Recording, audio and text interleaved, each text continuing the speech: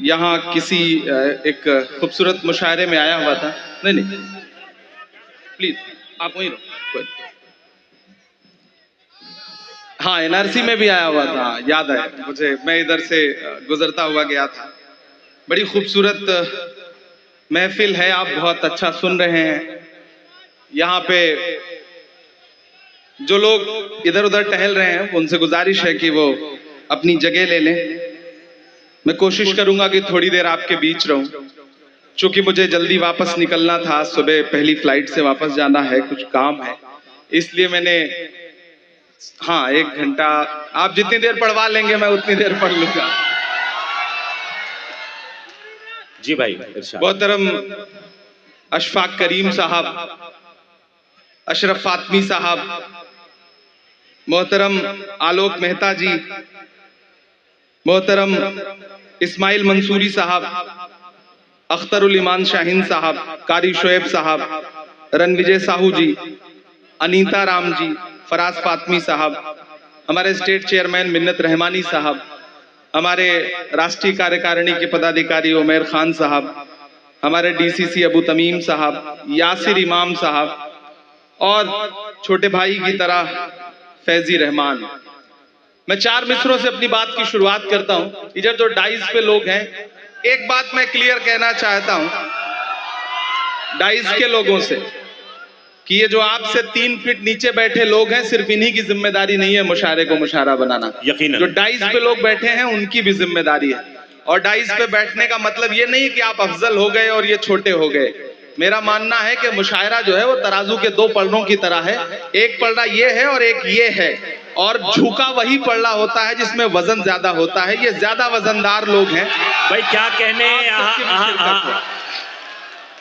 मैं 4 मिसरों से अपनी बात की शुरुआत करता हूं कि जुल्म के कद तलका पहुंची है, जुल्म के कद तलका पहुंची है, जुल्म के कद तलका पहुंची है, आखिरी हद तलका पहुंची है। वो जो नफरत थी गली कूचों में, वो जो नफरत थी गली कूचों में, अब तो संसद तलका पहुंची है।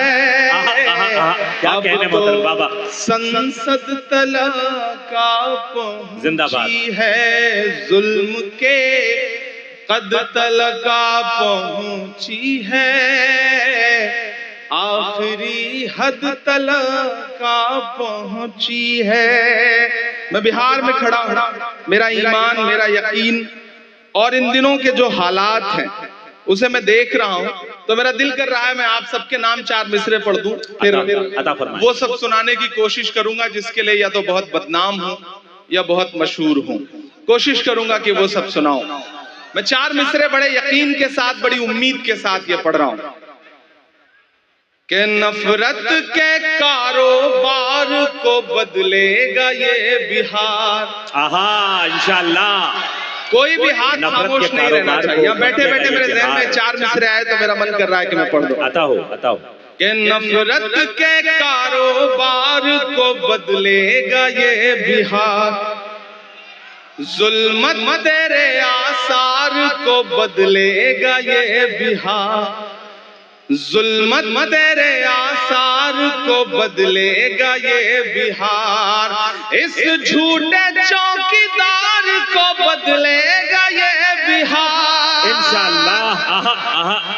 अब पीछे तक एक हाथ उठे आपका अगले मिसरे पे कि जुल्मत तेरे आसार को बदलेगा ये बिहार, नफरत के कारोबार को बदलेगा ये बिहार, इस झूठे चौकीदार को बदलेगा ये बिहार,